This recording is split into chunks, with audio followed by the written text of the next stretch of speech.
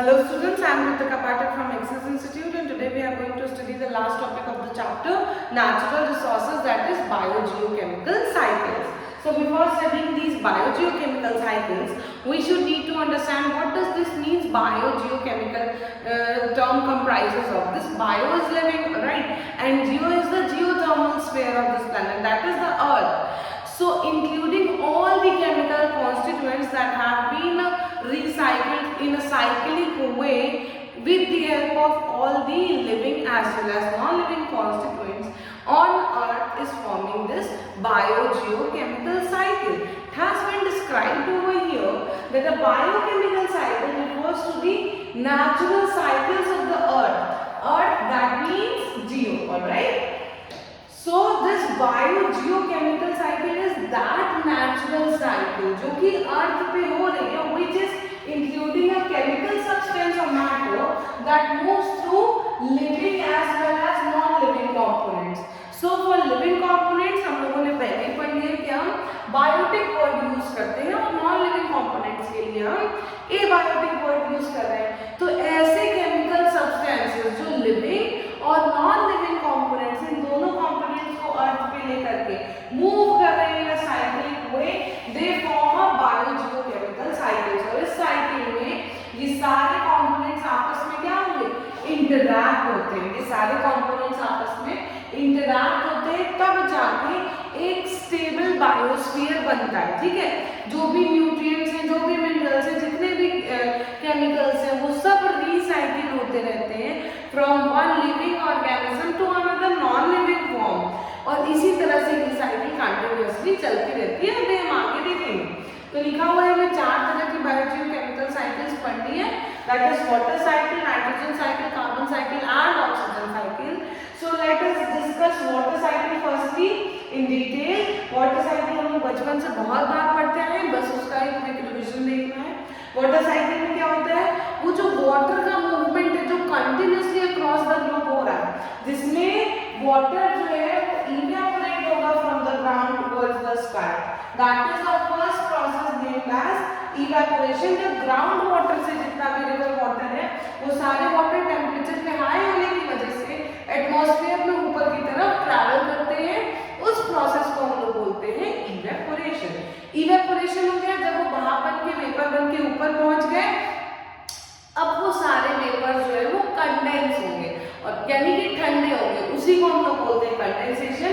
When the water cools down and forms the clouds, जब ये vapour cool down होके condense हो जाते हैं तो ये एटमॉस्फेयर में क्लाउड्स बनाते हैं. अब जब क्लाउड्स बन गए तो अगला प्रोसेस क्या होगा, प्रेसिपिटेशन का होगा. इसी प्रेसिपिटेशन को एक कॉमन टर्म रेनफॉल या स्नोफॉल कहते हैं, डिपेंडिंग अपॉन द एरिया जहाँ पे बारिश हो रही है या फिर स्नोफॉल हो रहा है. जहाँ बहुत ज्यादा टेम्परेचर ठंडा होता है वहां पे ये क्लाउड्स जो है ये वाटर कंडेंस फॉर्म में ही एज सच जो है वो बरस जाता है, जो उसे हम स्नो कह रहे होते हैं. तो लिखा हुआ है कि जो ये वाटर है ये फिर ग्राउंड में वापस आता है by the process of precipitation, और फिर से ये वापस जब फिर से गर्मी होगी फिर से इवेपोरेट होगा. तो ये साइकिल जो है इस तरह से चलती जाती है कि सरफेस वाटर का इवेपोरेशन हुआ, फिर कंडेंसेशन होगा, फिर प्रेसिपिटेशन होगा, फिर ये सॉइल जो है, सॉइल में वाटर आ चुका है तो फिर से ये वापस रिवर वाटर से इवेपोरेट होगा. ये साइकिल चलती जा रही है क्योंकि साइकिल क्या है, जो खुद को रिपीट करता जाए, और इसी को हम बोल रहे हैं वाटर साइकिल. अब हमें जो दूसरा पढ़ना है दैट इज नाइट्रोजन साइकिल. ये नाइट्रोजन क्या है, नाइट्रोजन हमारे एटमॉस्फेयर में मोस्ट अबंडेंट गैस है. सबसे ज्यादा मात्रा में पाने वाली जो गैस है वो नाइट्रोजन साइकिल है. और प्लांट्स को ग्रो करने के लिए सबसे ज्यादा नाइट्रोजन चाहिए. प्रोटीन्स के फॉर्मेशन में nitrogen is the building block. That means कि नाइट्रोजन जो है वो एक बहुत इंपॉर्टेंट एलिमेंट है जिसकी साइक्लिंग कैसे हम लोग एटमॉस्फेयर से नाइट्रोजन को अपनी बॉडी तक फिक्स कर रहे हैं ना. हमारी बॉडी में अगर प्रोटीन है दैट मींस नाइट्रोजन है, तो एटमॉस्फेरिक गैस जो कि नाइट्रोजन फॉर्म में प्रेजेंट थी वो हमारी बॉडी तक कैसे आ गई, हमें यही नाइट्रोजन साइकिल में पढ़ना होता है.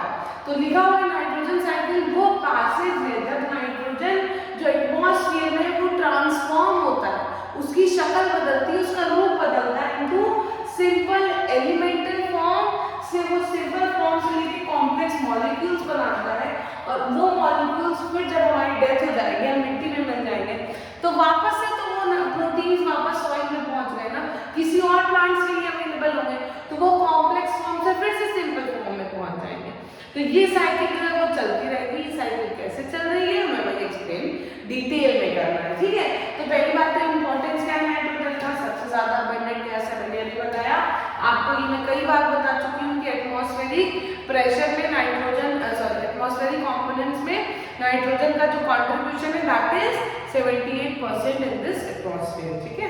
तो ये जो है वो बहुत इसेंशियल पार्ट है प्रोटीन्स और अमीनो एसिड के बिल्डिंग के लिए, और इसी प्रोटीन्स के कॉन्स्टिट्यूएंट्स में डीएनए और आरएनए भी रहता है। तो नाइट्रोजन हमारे डीएनए आरएनए का भी एक बहुत इंपॉर्टेंट कॉन्स्टिट्यूएंट होता है। उसके बाद कह रहे हैं कि जितने भी एक्सक्रीटरी वेस्ट होते हैं, ठीक है, लाइक यूरिया, अमीनो ग्रुप है, यूरिक एसिड है, इन सब में नाइट्रोजन प्रेजेंट होता है। तो हमें देखना है कि नाइट्रोजन की साइकिल कैसे चल रही है। देखिए नाइट्रोजन की साइकिल कैसे चल रही है, एटमॉस्फेरिक नाइट्रोजन है जो कि गैसियस फॉर्म में प्रेजेंट है, ठीक है। अब ये गैसियस फॉर्म में जो नाइट्रोजन प्रेजेंट है उसको कई सारे बायोलॉजिकली प्रेजेंट जो बैक्टीरिया होते हैं वो बैक्टीरिया इस एटमॉस्फेरिक गैस को फिक्स करते हैं इनटू द सॉइल, ठीक है। ये सॉइल में फिक्स कर रहे हैं। यहाँ पे लिखा हुआ है वेस्ट, मैंने अभी बताया कि यूरिया में भी नाइट्रोजन है, तो ये सारी चीजें सॉइल में आई, सॉइल में ये फिक्स होंगे with the help of various bacteria like rhizobium. तो वो बैक्टीरिया क्या करेंगे, इस नाइट्रोजन को पहले सॉइल में फिक्स करेंगे इनटू अमोनिया, फिर वो कन्वर्ट होगा नाइट्रेट में, फिर वो नाइट्राइट में, इस तरह से कन्वर्जन होता जाएगा। अगर पहले नाइट्राइट हो रहा है फिर नाइट्रेट में होगा, ठीक है। तो ये पहले NO2 माइनस में कन्वर्ट होगा, उसके बाद NO3 माइनस में कन्वर्ट होगा। तो ये अमोनिया जो है वो नाइट्राइट और नाइट्रेट में कन्वर्ट हुआ। अब ये जो है वापस से एनिमल्स इसको जो भी प्लांट एब्जॉर्ब करेगा, उस प्लांट को अगर हम खा लेंगे तो हमारी बॉडी में प्रोटीन का फॉर्मेशन स्टार्ट हो जाता है। फिर जब डेथ होगी तो अलग से कुछ और बैक्टीरियाज हैं जो डीनाइट्रिफिकेशन कराएंगे, यानी कि जब हमारी बॉडी कॉम्प्लेक्स से स्मॉल फॉर्म्स में टूट रही होगी तो ये नाइट्रोजन कंपाउंड अभी ये जो कॉम्प्लेक्स फॉर्म है वो वापस से डीनाइट्रिफाइड होंगे और इस तरह से ये साइकिल चलती जाएगी। तो हम इसके बारे में थोड़ा और डिटेल पढ़ लेते हैं कि ये सारी चीजें कैसे होती हैं, उसको समझने की कोशिश करते हैं। तो क्या लिखा हुआ है कि जो पहला प्रोसेस आपने पढ़ा नाइट्रोजन फिक्सेशन का, वो फिक्सेशन कैसे हो रहा है, जो जितने भी लिविंग ऑर्गेनिजम्स हैं वो सारे जो है वो इसको यूज कर सके नाइट्रोजन को, इसलिए नाइट्रोजन का जो है ऑर्गेनिक फॉर्म में कन्वर्ट होना बहुत जरूरी है। तो यही नाइट्रोजन का जो कन्वर्जन है इनटू ऑर्गेनिक फॉर्म, इसी को हम बोलते हैं नाइट्रोजन का फिक्सेशन होता है, ठीक है। नाइट्रोजन का फिक्सेशन होना यानी कि एक ऑर्डर्ड सीक्वेंस है जिसको लिविंग ऑर्गेनिजम्स यूज कर, हम एटमॉस्फेरिक गैसेस को नहीं ले सकते कि हमें प्रोटीन बनाना है तो एटमॉस्फेयर से 78% है तो एक आध चम्मच नाइट्रोजन ले ली चलो भैया प्रोटीन बन जाए, ऐसा नहीं होता है। तो ऐसा नहीं होता है तो कौन हमारे लिए नाइट्रोजन फिक्स कर रहा है, हमें वो पढ़ना है। बायोलॉजिकल नाइट्रोजन फिक्सेशन में ऐसे बहुत सारे बैक्टीरिया होते हैं जो कि कहाँ पे प्रेजेंट है, सॉइल में प्रेजेंट है। देखो सॉइल जो है, सॉइल वो किंगडम है जहाँ पे ढेर सारे बैक्टीरिया होते। रूट्स ऑफ द प्लांट्स यानी कि प्लांट्स के रूट्स में ये बैक्टीरिया साथ में रहते हैं, एसोसिएशन करते हैं, क्योंकि प्लांट को भी ग्रो करने के लिए नाइट्रोजन सबसे ज्यादा अमाउंट में चाहिए होता है। तो जब प्लांट को ग्रो करने के लिए नाइट्रोजन चाहिए और उसको फिक्स करने वाला बैक्टीरिया है, तो जब उसको फिक्स करके देगा तो उसके पास में ही रहेगा ना, फिर जो प्लांट खड़ा हो रहा है बैक्टीरिया को भी फायदा हो रहा है, और बैक्टीरिया ने नाइट्रोजन फिक्स किया प्लांट को दिया, प्लांट की भी ग्रोथ हो रही है, प्लांट को भी फायदा हो रहा है।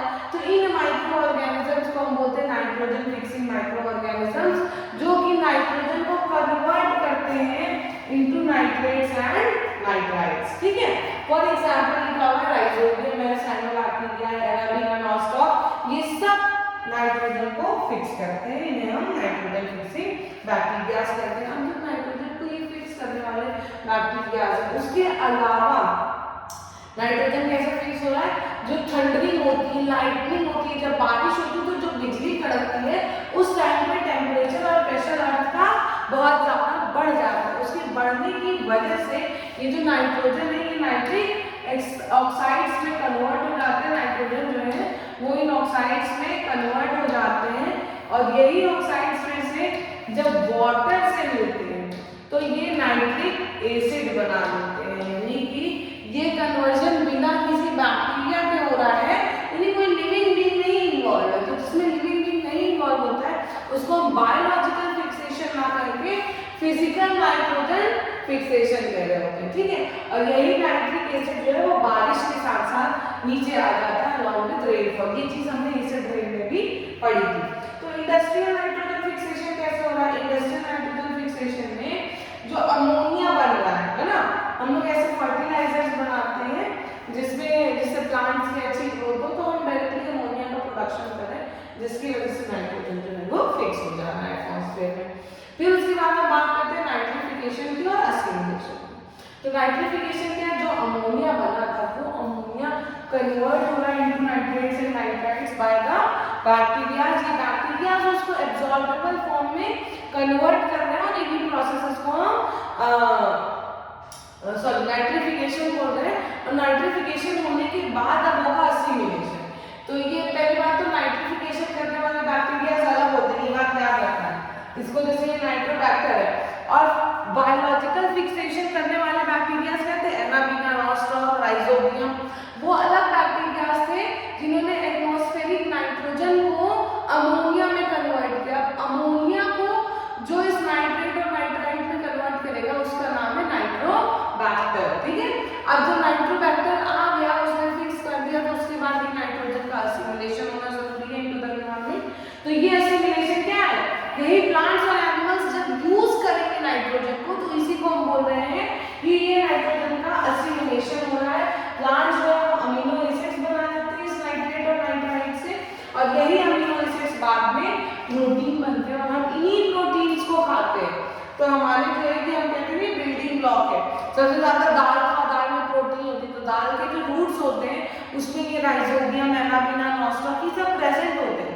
ये लेग्यूमिनस बैक्टीरिया इनको बोलते हैं क्योंकि ये लेग्यूम्स वाले प्लांट्स हैं। लेग्यूम्स मतलब जितनी भी दालों की फैमिली, दाल है, राजमा है, जितना भी आप देख रहे हैं, सोयाबीन है, उन सब के रूट्स में ये बैक्टीरिया प्रेजेंट होते हैं जो कि नाइट्रोजन को फिक्स कर रहे हैं। अब सॉइल उस नाइट्रोजन को लेकर के प्रोटीन बना लेगा, इसलिए इनको बोला जाता है दाल खाने से प्रोटीन मिलता है, सोयाबीन खाने से प्रोटीन मिलता है, क्योंकि उनकी रूट्स में ये नाइट्रोजन फिक्सिंग बैक्टीरिया प्रेजेंट है और नाइट्रोजन से ही तो प्रोटीन बन रहा है। समझ आ रही है बात? उसके बाद हम बात करते हैं अमोनिफिकेशन की, यानी कि ये जो अमोनिया बन रहा है जब ये एनिमल्स जो हमने जितना भी प्रोटीन खाया है जब हम मर जाते हैं तो उसके बाद जो भी डिकम्पोजर्स प्रेजेंट होंगे सॉइल में वो हमारे अंदर की प्रेजेंट इस नाइट्रोजन को ब्रेक करते हैं और फिर से अमोनिया से ही नाइट्रेट बना था, नाइट्राइट बना था, नाइट्रेट बना था। अब वापस से उल्टा प्रोसेस चलने लगा, उसके लिए अलग बैक्टीरिया। देखो ध्यान देना है, जो अमोनिया से जो नाइट्रोजन एटमॉस्फेरिक नाइट्रोजन से अमोनिया बनाया राइजोबियम, नॉस्ट्रॉक, एनाबीना, उस एटमॉस्फेरिक नाइट्रोजन अमोनिया को जिसने कन्वर्ट किया इनटू नाइट्रेट्स एंड नाइट्राइट्स वो नाइट्रोबैक्टर थे। अब ये नाइट्रेट्स और नाइट्राइट जो कि प्रोटीन बना रहे थे जब किसी की बॉडी में प्रेजेंट थे उनकी डेथ हो गई तो अब ये वापस से अमोनिया में कन्वर्ट हो गए। इसको कन्वर्ट करने वाले बैक्टीरिया का नाम है बैसिलस और क्लोस्ट्रीडियम। तो ये दोनों जो बैक्टीरिया है ये वापस से अमोनिया बना रहे हैं, इसलिए इसको हम बोलते हैं अमोनियोफाइंग बैक्टीरिया, ठीक है। अब जब वापस से ये अमोनिया बना दिए तो अमोनिया से फिर नाइट्रोजन भी तो बनेगा, है ना, रिवर्स रिएक्शन चल रही है डेथ के बाद। तो इसके बाद वापस से जो नाइट्रोजन बन रहा है वेट सॉइल्स में, ये जो है थोड़ा सा मुश्किल होता है क्योंकि जो माइक्रो ऑर्गेनिजम्स होते हैं वो सांस नहीं ले पाते इस एटमॉस्फेरिक नाइट्रोजन की वजह से, क्योंकि सॉइल में उस समय नाइट्रोजन का कंसंट्रेशन बढ़ा रहता है। तो जो डीनाइट्रिफाइंग बैक्टीरिया होते हैं वो इस बैसिलस क्लोस्ट्रीडियम से भी अलग होते हैं, जो कि ये नाइट्रेट ऑक्साइड जो है N2O है, NO2 है, इन सबको कन्वर्ट करते हैं वो ऑक्सीजन और नाइट्रोजन में। फिर ये ऑक्सीजन और नाइट्रोजन जो है एटमॉस्फेरिक गैसेस में फ्रीली मूव कर जाते हैं एनवायरनमेंट में। और इन डीनाइट्रिफाइंग बैक्टीरिया का एग्जांपल है स्यूडोमोनास और क्लोस्ट्रीडियम। ये सारे बैक्टीरिया के नाम आपको याद होने चाहिए, ठीक है।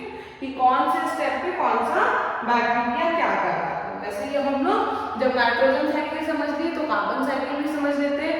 कार्बन साइकिल में हम नाइट्रोजन साइकिल में नाइट्रोजन को फिक्स कर रहे हैं, कार्बन साइकिल में हम कार्बन को एक्सचेंज करते हैं into living and non living components of the earth. कैसे हो रही ये चीज? पहली चीज, कार्बन जो अर्थ पे फाउंड मिल रहा है, कार्बन डाइऑक्साइड हमारे एटमॉस्फेरिक गैसेस में प्रेजेंट है, मिनरल्स के फॉर्म्स में कार्बोनेट्स और हाइड्रोकार्बन्स प्रेजेंट हैं, ठीक है, यानी कि कई सारे मिनरल कार्बोनेट के ओर्स होते हैं, ठीक है, हाइड्रोकार्बन्स आपने केमिस्ट्री में पढ़ा होगा, कितने सारे हाइड्रोकार्बन से कंपाउंड्स होते हैं, वो सब हमारे ये सब मिनरल्स फॉर्म्स में प्रेजेंट होते हैं अर्थ पे।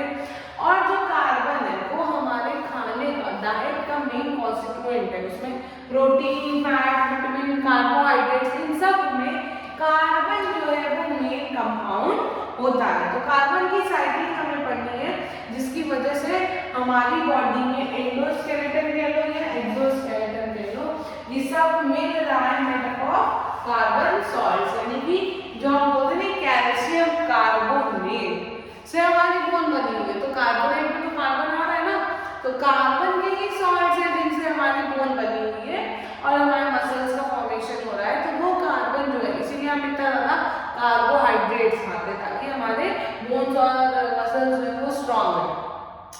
प्लांट्स क्या कर रहे हैं? प्लांट्स इस कार्बन को कन्वर्ट कर रहे हैं इनटू ग्लूकोज, और ये जो प्रोसेस है कन्वर्जन का, जब एटमॉस्फेरिक कार्बन फिक्स हो रहा है प्लांट्स के अंदर, उस प्रोसेस को ही हम लोग फोटोसिंथेसिस कहते हैं ना।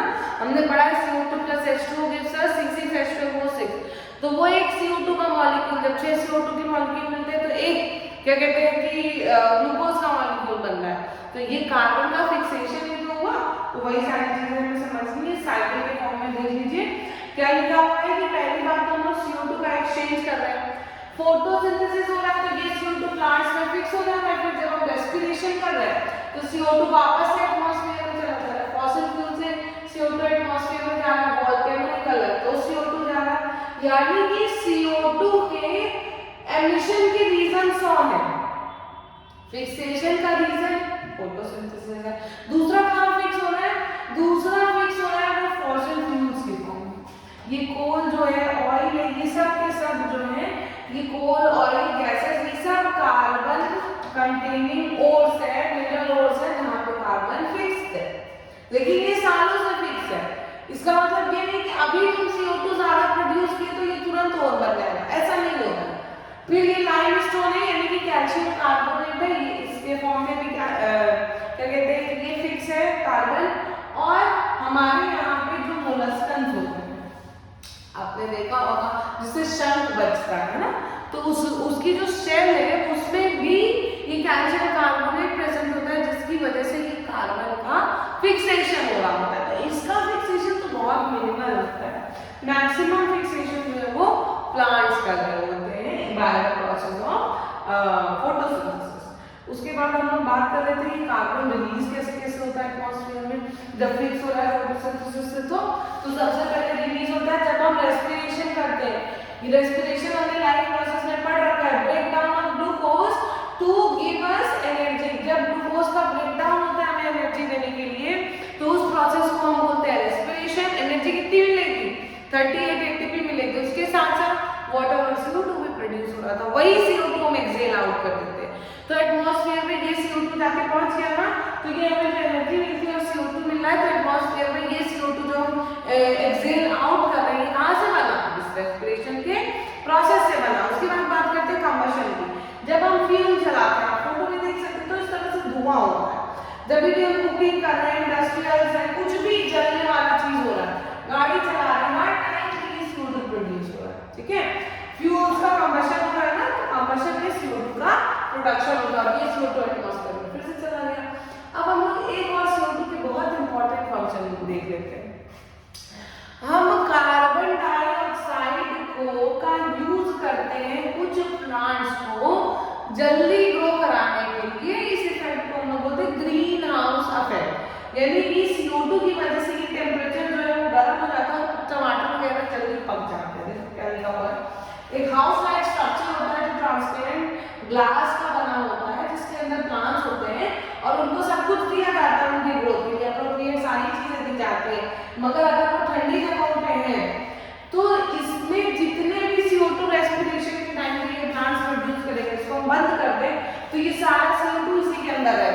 ठीक है। और इसकी वजह से CO2 की वजह से टेम्परेचर इसका वार्म हो जाएगा। जो ये वार्म टेम्परेचर में है, इसकी वजह से ये गर्म टेम्परेचर से फल जो है वो पक जाते हैं। ठीक है, ये सारे फल जो है वो पक जाते हैं। इस तरह से हम कार्बन डाइऑक्साइड को यूज करते हैं अपने बॉडी, अपने प्लांट्स को ज्यादा मैच्योर बनाने के लिए। तो जब हमने ये चीज प्लांट्स के लिए पढ़ी, तो यही सेम चीज अगर हमारे अर्थ पे हो रही है तो उसको हम बोल रहे हैं ग्रीन हाउस इफेक्ट। जैसे कि उस छोटे से घर में CO2 के ज्यादा होने की वजह से टेम्परेचर बढ़ रहा था, वैसे ही हमारे अर्थ में CO2 के ज्यादा होने की वजह से भी टेम्परेचर बढ़ रहा है। वहां पे क्या हो रहा था, वहां पे फल पक जा रहे थे, यहाँ पे ग्लेशियर्स पिघल रहे।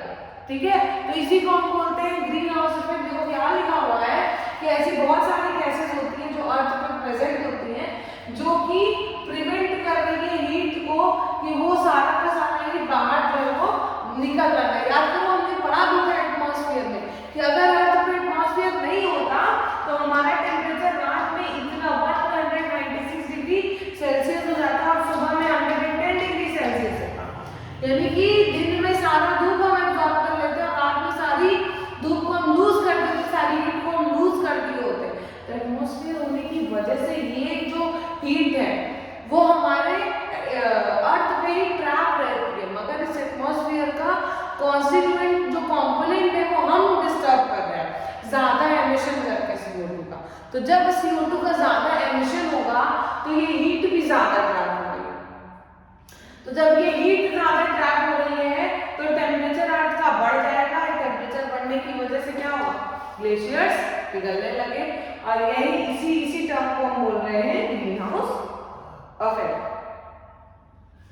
अब हम लोग ग्रीन हाउस गैसेस की बात कर लेते हैं। ये जो ग्रीन हाउस गैसेस है, ठीक है, इसको हम बोल रहे हैं कार्बन डाइऑक्साइड, मीथेन, ओजोन, ये सारी गैसेस जो कि टेम्परेचर को बढ़ाने के लिए रिस्पॉन्सिबल है, उन गैसेस को हम लोग बोलते हैं ग्रीन हाउस गैसेस। और ग्लोबल वार्मिंग क्या है, डेली एवरेज टेम्परेचर जो अर्थ का वो पूरे ग्लोब का बढ़ रहा है, इसीलिए हम इसे बोल रहे हैं ग्लोबल वार्मिंग। और ग्लोबल वार्मिंग का मेन रीजन क्या है, ग्रीन हाउस गैसेस। और ग्रीन हाउस गैसेस का इफेक्ट हमने पढ़ लिया कि जैसे एक छोटे से हाउस को हमने ग्लास हाउस को बनाया, हीट उसमें ट्रैप हो गई तो हीट निकल नहीं पाई, वैसे ही हमारे अर्थ में हीट ट्रैप हो गई है और CO2 के बढ़ने की वजह से हीट निकल नहीं पा रही है, टेम्परेचर बढ़ते जा रहे हैं, ग्लेशियर्स पिघल रहा है, इसी को हम बोल रहे हैं ग्लोबल वार्मिंग। तो ग्लोबल वार्मिंग के इफेक्ट्स क्या है, पहली चीज कि एवरेज टेम्परेचर बढ़ जाएगा जिसकी वजह से जो जितने भी ग्लेशियर्स हैं, आइस कैप्स हैं, वो सब मेल्ट हो रहे हैं। तो जब ये मेल्ट हो जाएंगे तो जितने भी ओशन है उनका सी लेवल बढ़ जाएगा, एक्वाटिक लाइफ जो है वो अफेक्ट होगी, क्योंकि समुद्र में रहने वाले एनिमल जो है वो गर्म टेम्परेचर में नहीं सर्वाइव कर पाएंगे और सब धीरे धीरे एक्सटिंक्ट होने लगेंगे, मरने लगेंगे, हमारी बायोडाइवर्सिटी कम हो जाएगी ग्लोबल वार्मिंग की वजह से।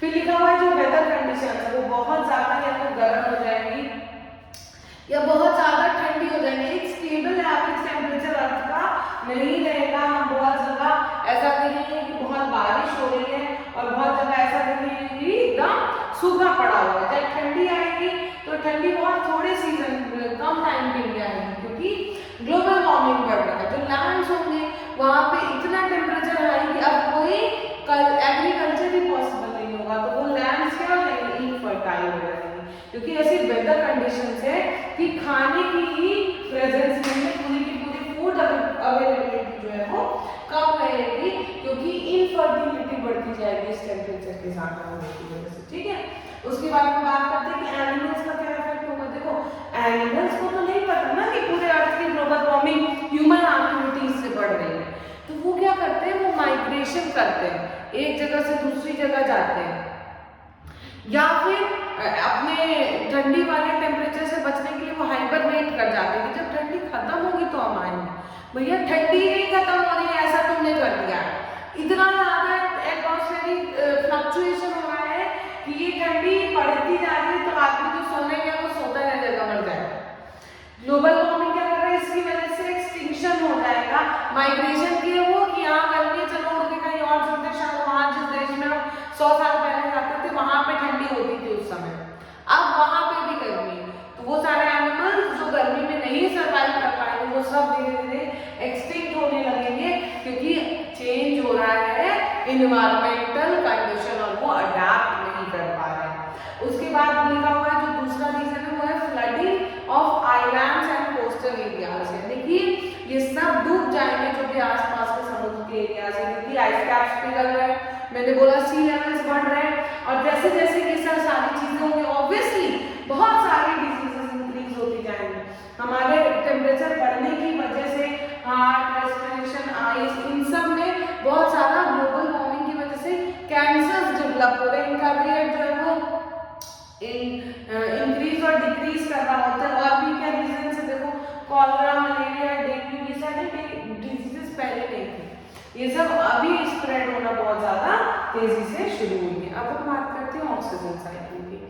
ऑक्सीजन साइकिल क्या है, जब हम जितना भी अमाउंट है हमारे गैस का एटमॉस्फेयर में, उसको कैसे हम ये रेगुलेट कर रहे हैं, ये चीज हमें देखनी है। नाइट्रोजन के बाद जो सबसे ज्यादा अबंडेंट गैस है दैट इज ऑक्सीजन, और ऑक्सीजन एटमॉस्फेरिक सरफेस के अलावा हमारे अर्थ क्रस्ट में प्रेजेंट रहती है in the form of various oxides, ठीक है। अगर हम कैल्शियम ऑक्साइड की बात करें तो भी ऑक्सीजन प्रेजेंट है। ऐसे बहुत सारे मिनरल्स और मेटल सोर्स होते हैं जहां पे ये ऑक्सीजन प्रेजेंट होता है। ऑक्सीजन CO2 से भी कंबाइन कर रहा है, तो जितने भी बायोलॉजिकल कंपाउंड्स हैं जैसे कि proteins, nucleic acids, carbohydrates and fats, इन सब में ऑक्सीजन एक मेन कॉन्स्टिट्यूएंट होता है। आप देख सकते हो ऑक्सीजन को प्लांट्स ने निकाला, हमने देख लिया, हम CO2 लिए प्लांट्स ने फिर से इन्हें फिक्स करके ऑक्सीजन को एक्सहेल आउट किया, ये प्रोसेस ऐसे ही चलता रहता है। तो क्या लिखा हुआ है, ऑक्सीजन जो है वो 3 चीजों के लिए जरूरी है। जो अभी हम देख रहे थे कंबशन में CO2 प्रोड्यूस हो रहा है, उस कंबशन के लिए भी ऑक्सीजन जरूरी है। बिना कंबशन के ऑक्सीजन के कंबशन नहीं होता है। रेस्पिरेशन के लिए ऑक्सीजन चाहिए, ये चीज हमने पढ़ी। बिना ऑक्सीजन के ग्लूकोज का ब्रेकडाउन नहीं होगा, जो होगा वो एनाएरोबिक कंडीशन में होगा, एरोबिक में नहीं होगा, और हम ज्यादा दिन तक एनाएरोबिक कंडीशन में नहीं जी सकते। फिर लिखा हुआ है नाइट्रोजन ऑक्साइड्स के बनाने के लिए भी तो ऑक्सीजन चाहिए। अभी हमने नाइट्रोजन साइकिल में देखा कि अमोनिया जो है वो फिक्स हो रहा है NO2- और NO3- में, तो ये नाइट्रोजन ऑक्साइड्स को बनाने के लिए भी ऑक्सीजन चाहिए। तो लिखा हुआ है ऑक्सीजन जो है वो फोटोसिंथेसिस के थ्रू जो है एटमॉस्फेयर में वापस से साइकिल बैक होता है, और जितने ज्यादा हम प्लांट्स लगाएंगे उतना ज्यादा अमाउंट में ऑक्सीजन जो है वो हमें वापस मिलता जाएगा। अब हम बात करते हैं ओजोन लेयर की। देखो जो अपर लेयर है अर्थ की, जो कि अर्थ की सबसे बाहर वाली लेयर है, जो हमें प्रोटेक्ट कर रही है कि जितने भी सन रेज है, यूवी रेज है, वो सब अंदर ना आ पाए, वो यही ओजोन लेयर है। ये ओजोन लेयर जो है इसको हम इनहेल नहीं करती, हमारे लिए पॉइजनस होती है, लेकिन ये इतनी दूर है कि ये इसको हम इनहेल भी नहीं कर सकते, और इसका हेल्प क्या कर रही है, ये हमें यूवी रेज आने से बचा रही है। तो हमारे लिए तो चलो ठीक है, काम भी है। अगर इसका डिप्लीशन हो गई, एक शील्ड की तरह जो यूवी रेज से बचा रही है, अगर इसका डिप्लीशन हो गया तो एक होल लाइट स्ट्रक्चर क्रिएट होगा। होल का मतलब ये है कि कंप्लीट पेनिट्रेशन हो गया, नहीं, वहां पे ये ओजोन की जो लेयर है वो थिन हो जाती है, ठीक है। अब बात करते हैं कि ओजोन लेयर जो है वो डिप्लीट कैसे हो रही है, क्योंकि क्लोरोफ्लोरोकार्बन गैसेस जो है वो इंडस्ट्रीज से, एरोसोल से, फोम से, इन सब से सिक्रीट होती है, और इस क्लोरोफ्लोरोकार्बन गैस में क्लोरीन और फ्लोरीन दोनों चीजें प्रेजेंट होती है। तो जब ये ओजोन लेयर तक जाती है तो ये ओजोन को ब्रेक कर देती है इनटू एटमॉस्फेरिक ऑक्सीजन और एक नेसेंट ऑक्सीजन। तो ओजोन लेयर ब्रेक हो गई, इसी वजह से ओजोन लेयर आर्कटिक ओशन या पोलर रीजन्स पे जो है वो बहुत ज्यादा थिन होती जा रही है। और अब हम लास्ट बात करते हैं कि इस ओजोन लेयर की डिप्रेशन की वजह से हमें क्या क्या इफेक्ट्स देखने को मिल रहे हैं। तो पहला है कि स्किन कैंसर बहुत ज्यादा तेजी से बढ़ रहा है, क्योंकि यूवी रेज आ जा रहे हैं। अब यूवी रेज के आने की वजह से स्किन कैंसर से बहुत सारे लोगों की डेथ हो रही है। बात करते हैं आइज की डैमेजिंग की, तो हमारे रेटिना पे भी अगर डायरेक्टली यूवी रेज आएंगी तो आइज डैमेज हो जाएंगी। हमारा immune system in UV rays से ब्रेक हो रहा है, बहुत ज्यादा वीक हो जा रहा है, बहुत सारी एलर्जीज हो रही हैं, बहुत सारे प्लांट्स और एनिमल्स ग्रो करना ही डीके हो रहा है, उनके ग्रोथ में डीके हो रहा है। और लास्ट हमारी जो नेचुरल कार्बन साइकिल है वो यूवी रेज की वजह से डिस्टर्ब हो रही है, ठीक है। तो ये सारे कुछ मेन रीजंस हैं जो कि ओजोन लेयर डिप्रेशन की वजह से कुछ इफेक्ट्स हमें हमने देखे। Thank you for the class.